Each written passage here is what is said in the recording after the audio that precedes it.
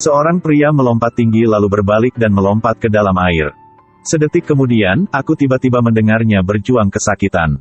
Setelah beberapa saat, suara perjuangan berhenti, sosoknya diseret ke dalam air dan menghilang. Gelembung yang menggelegak menunjukkan bahwa ini bukan masalah sederhana. Seorang penyelam berenang ke dalam gua di dasar sungai untuk dijelajahi. Melihat benda kuning bersinar, dia mendekat untuk melihat bahwa itu adalah sekantong kaviar transparan. Objek di dalamnya terlihat seperti ikan kecil yang lucu. Penyelam melepas sarung tangannya. Dia ingin menyentuh kaviar ini. Tapi tiba-tiba si penyelam diserang, tangannya digigit sesuatu. Dia mengeluarkan senter dan melihatnya. Di bawah cahaya redup, ribuan makhluk ganas menjulurkan taring mereka. Sedetik kemudian, mereka dengan panik bergegas menggigitnya. Rekan setimnya menemukan bahwa sabuk pengamannya rusak, dan headphone terus mengirimkan jeritannya yang menyedihkan. Kawan-kawan dengan cepat datang untuk melihat tetapi rekan satu tim dimakan oleh ikan. Belum lama ini Pak Mad Boy sedang memancing di danau. Pak Mad sedang minum bir sambil mendengarkan musik yang sangat menyegarkan. Ikan itu kemudian menggigit kailnya, menyebabkan perahu berguncang dan botol bir jatuh ke dasar danau. Sedetik kemudian, danau yang tenang tiba-tiba bergetar hebat, dasar danau tiba-tiba tenggelam. Pusaran air muncul di permukaan danau, memutar perahu di sekitar. Makhluk berkerumun keluar dari dasar danau out. Mad Boy jatuh ke danau, makhluk-makhluk itu bergegas menggigit tubuhnya. Setelah beberapa saat, danau kembali tenang, perahu masih terombang-ambing. Menerima berita bahwa seseorang hilang, agen khusus FBI datang untuk menyelidiki dan menemukan kapal kosong di darat. Julie ingin menarik kapal tunda yang tidak sengaja jatuh ke air. Menemukan mayat di dalam air membuatnya sangat ketakutan sehingga dia tidak bisa berhenti berteriak. FBI membawa ikan untuk menemui profesor yang berpengalaman. Ikan ini bergegas ke dalam air. Profesor tua itu tercengang dan tidak bisa mempercayai dengan matanya. Dia mencoba memasukkan tangannya ke dalam air. Sedetik kemudian, semua orang takut untuk berteriak, ternyata ini adalah makhluk yang hidup jutaan tahun yang lalu dan musnah. Mereka hidup dalam kelompok yang sangat ganas. Setiap jejak bau darah dapat memprovokasi mereka menjadi serangan kekerasan. Mereka adalah ikan pemakan manusia yang hidup paling lama di dunia. Tentunya getaran di dasar kolam batu memicu telur untuk menetas, mereka hidup kembali. Mengetahui hal ini, FBI tercengang. Karena sekarang adalah musim turis, ribuan turis berada di danau menikmati liburan. FBI memegang pengeras suara dan berteriak. Di danau ada ikan kanibal yang tidak aman, minta semua orang untuk bergegas kembali ke pantai. Para turis yang bermain sangat terpesona kirain dia berbohong. Begitu FBI selesai berbicara, mereka melompat ke dalam air.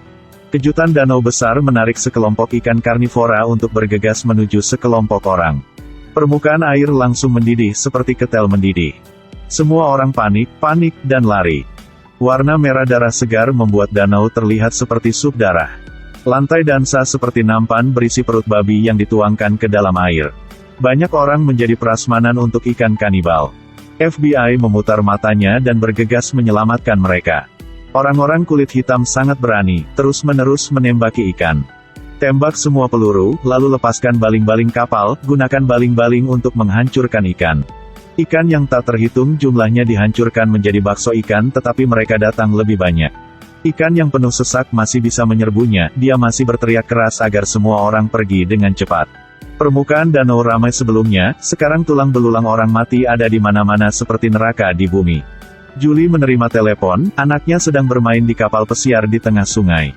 Dia memperingatkan putranya untuk tidak masuk ke air dan kemudian membawa polisi kulit hitam untuk menyelamatkan. Pada saat yang sama, anak-anak Julie yang berada di perahu melihat ikan melalui kaca, membuat mereka sangat penasaran. Ketika Jake dan saudara perempuannya sedang berbicara, perahu tiba-tiba berguncang. Ternyata baling-baling kapal tersangkut di tempat yang berlumut. Kapten mencoba mengarahkan perahu ke belakang dan kemudian menekan pedal gas dengan keras untuk bergerak maju.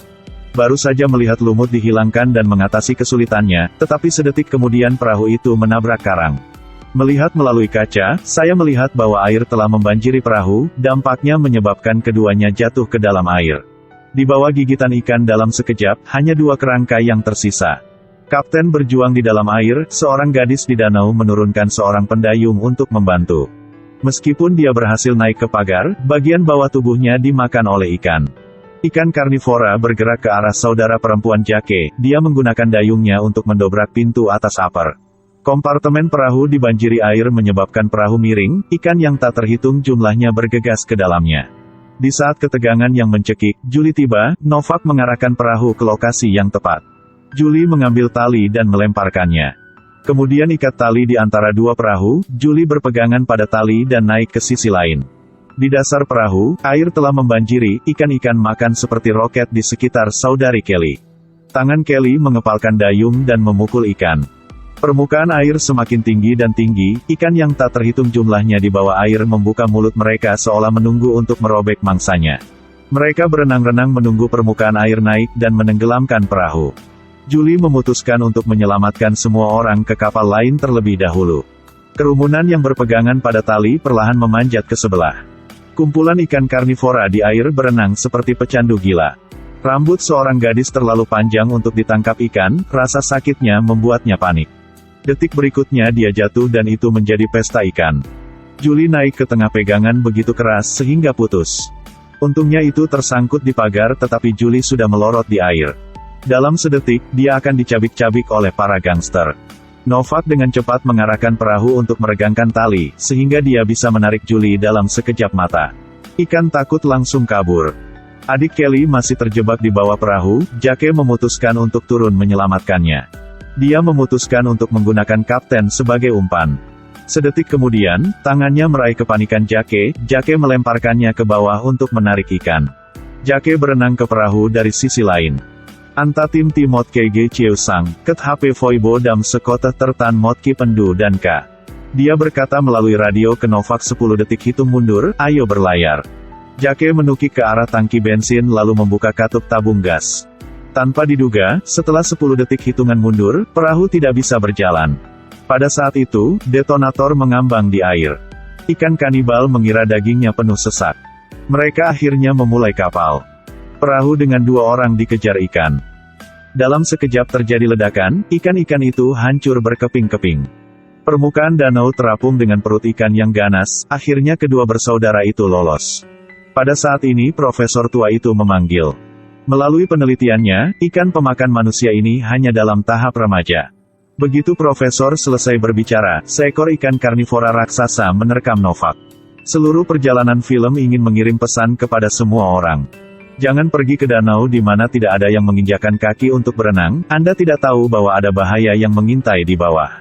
Juga jangan membuang sembarangan ke danau, terutama botol alkohol karena dapat menyebabkan bencana alam. Oke, videonya sudah selesai. Jika kalian suka, beri saya like dan follow saya.